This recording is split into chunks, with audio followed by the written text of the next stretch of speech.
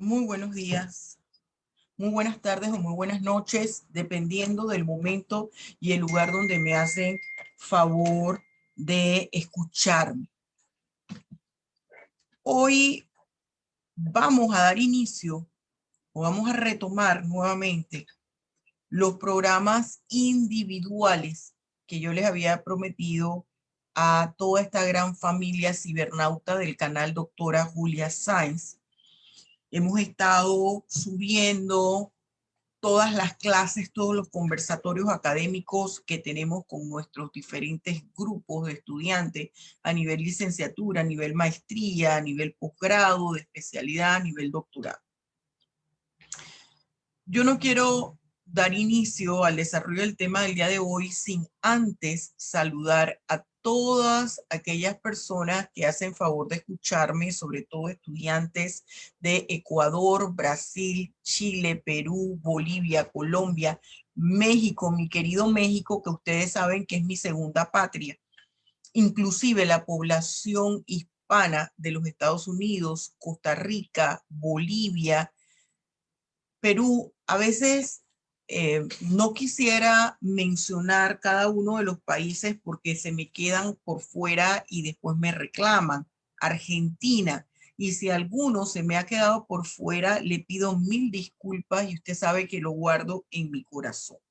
También quiero recordarles que si no se ha suscrito a este canal, suscríbase por favor. Si le gusta la información que hay aquí, dele like. Acuérdense que es muy importante para la existencia del canal los like y compartan. Hoy vamos a tratar un tema que me han venido pidiendo con mucha vehemencia y es la vacunación en tiempos de pandemia COVID-19 y el famoso pasaporte COVID. Mire, a veces las personas hacen preguntas esperando que le respondan lo que ellos quieren escuchar. O simple y sencillamente hay otras personas que responden las preguntas o los cuestionamientos que se le hacen en mira de obtener aceptación pública. Y ese no es mi caso porque soy académica, docente de la universidad, investigadora académica del CENACYT, investigadora distinguida, y yo tengo la obligación de informar adecuadamente aún las respuestas que yo dé no sean del agrado de todas las personas. Ustedes saben que cuento, permítanme compartirle pantalla aquí. Vamos a estar haciendo vamos a compartir varios textos. Vamos a compartir aquí varios textos. Permítame colocar esto para que podamos checar. Muy bien. Fíjense, ¿qué pasa con la vacunación en tiempo de COVID? Yo tengo un artículo de opinión en un diario nacional, en un diario de la República de Panamá que sale semanalmente todos los sábados y ese diario se llama El Siglo. Yo generalmente lo cuelgo también en mi sitio web que es www.doctorajuliascience.com. Y ahora en adelante, debido a que he sido víctima de hackeo de mi sitio web, voy a estar todos los sábados dando el programa con respecto al artículo de opinión. Y yo hice una publicación este sábado 24 de julio que habla de vacunación, derechos humanos y derecho penal. Me han preguntado, doctora, ¿es obligatorio vacunarse? Yo realicé también un programa al respecto y me escribieron muchas cosas y me decían no confunda a la gente, que no se debe vacunar. Otros decían sí, sí se debe vacunar. Bien, aclaro a la ciudadanía en general. la vacunación en tiempo de pandemia es obligatoria, obligatoria. No hay opción de si me vacuno o no me vacuno. ¿Por qué? Porque esta vacunación se está ordenando producto de una pandemia. Tenemos que remontarnos a los marcos conceptuales de las cosas. Siempre que usted tenga duda de algo, váyase al concepto, al marco conceptual, a la definición de lo que usted quiere saber. Pandemia, cuando hay una pandemia en términos sencillos, porque yo no soy médico, soy doctora en Derecho Penal y en Ciencias de la Educación con énfasis en currículum. Cuando surgen estos casos de pandemia, ¿qué quiere decir? Que se ha dado una enfermedad que se ha diseminado en todo el continente, en los 5 continentes que tenemos a nivel mundial. Eso implica la pandemia, a diferencia de la epidemia que se dan en algunas regiones del mundo, del globo terráqueo. Cuando estamos hablando de pandemia, no, es la enfermedad a nivel mundial. Y eso pasó con el COVID-19. Hubo un esparcimiento a nivel mundial de una enfermedad, una derivación del coronavirus, una cepa que se identificó como el COVID-19. Esto que pareciera tan sencillo, lo que yo les acabo de decir, en palabras cristianas, en palabras normales, tiene un impacto.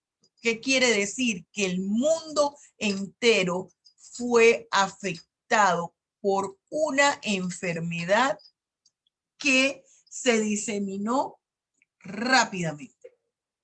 Era una nueva enfermedad, razón por la cual no se tenía medicamento, no se tenía una terapia o un tratamiento para que se pudiese controlar esta situación. Y había que tener medidas extremas. Dentro de esas medidas extremas entró el confinamiento de las personas.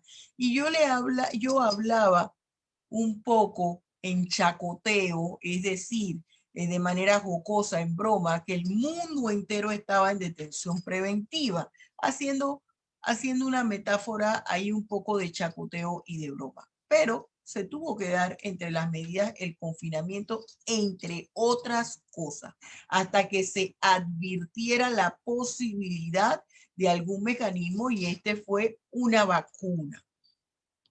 Se le estuvo informando a la población a nivel mundial el procedimiento que estaba llevando los diferentes institutos de vacunación, los diferentes centros que estaban investigando científicamente la posibilidad de la creación de una vacuna. Y ahí usted ve que esto entró la Johnson & Johnson, la Moderna, la Pfizer, la AstraZeneca, entre otras. Bien. ¿Qué implica esto? Esto implica que hay que tomar medidas de inocuización a nivel mundial, de limpieza.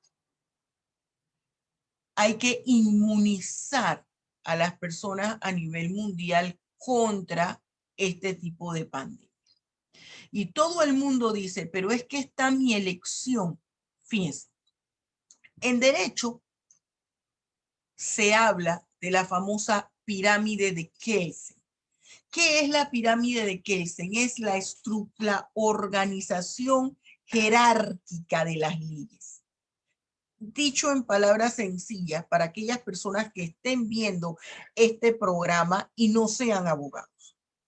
Esa organización jerárquica de las leyes quiere decir que las leyes, las normas jurídicas entre sí tienen jerarquía, tienen importancia.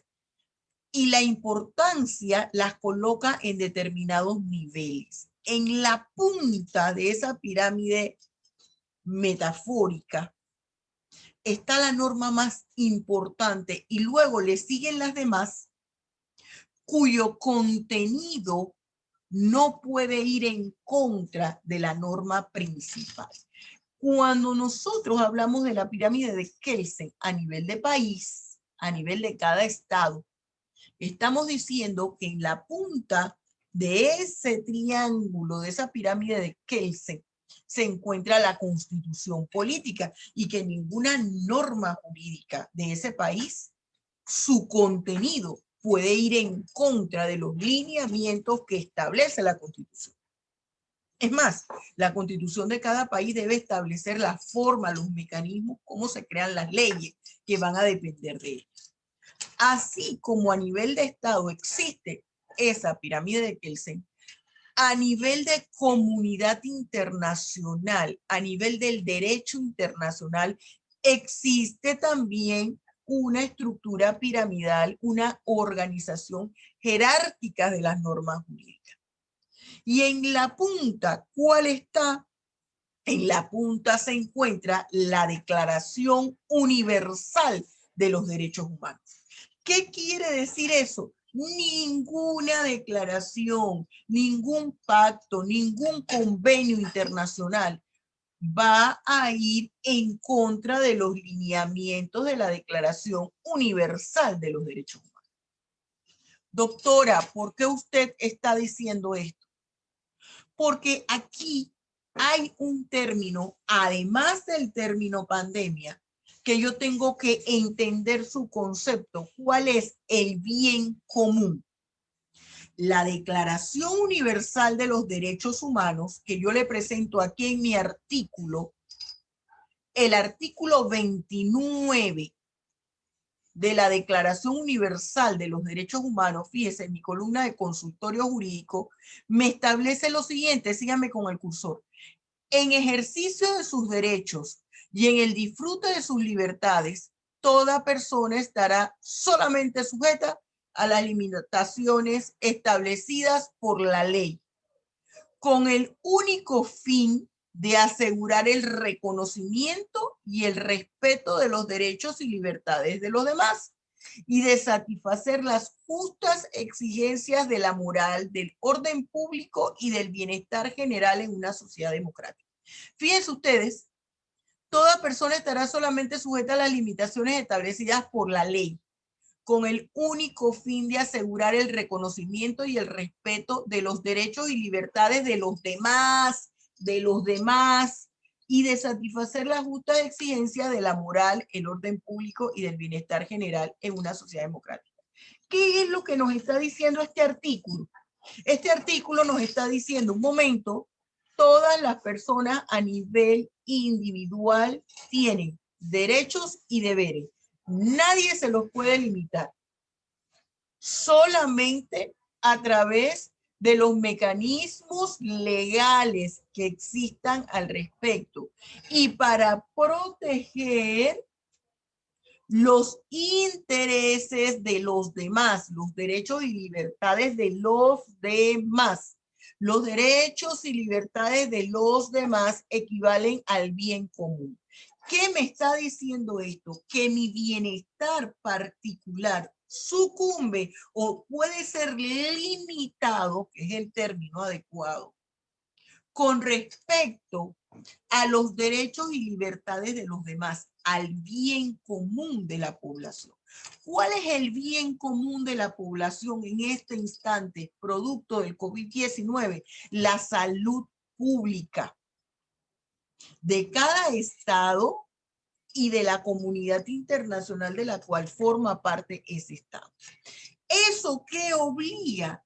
A que el estado tome medidas de inmunización. Nosotros en Panamá, nuestra constitución, igual en la constitución de cada uno de los países, establece la obligación del Estado a procurar la salud pública y de tomar medidas cuando la salud pública está en riesgo. Cuando está en riesgo, una de las formas, uno de los aspectos, una de las situaciones que pone a la salud pública en riesgo son las pandemias. ¿Qué pasa con la llamada Declaración Universal sobre Bioética y Derechos Humanos del 19 de octubre del 2005? Este es un instrumento internacional, sí, pero este instrumento en la jerarquía de la pirámide de Kelsen está por debajo de la Declaración Universal de los Derechos Humanos. Mire, la Declaración Universal de los Derechos Humanos está por debajo de la Declaración Universal de los Derechos Humanos. Todo el mundo está hablando ahorita del artículo 6 de esta Declaración de Bioética. ¿Qué me dice el artículo 6? Analicemos. El artículo 6 dice el consentimiento que tienen que dar las personas. 1. Toda intervención médica, preventiva, diagnóstica y terapéutica solo habrá de llevarse a cabo previo consentimiento libre e informado de la persona interesada, basada en la información adecuada. Cuando proceda el consentimiento, debería ser expreso y la persona interesada podrá revocarlo en todo momento y por cualquier motivo, sin que esto entrañe para ella desventaja o perjuicio alguno.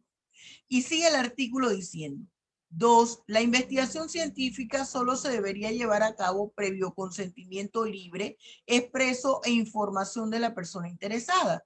La información debería ser adecuada, facilitársele de forma comprensible e incluir las modalidades para la revocación del consentimiento. La persona interesada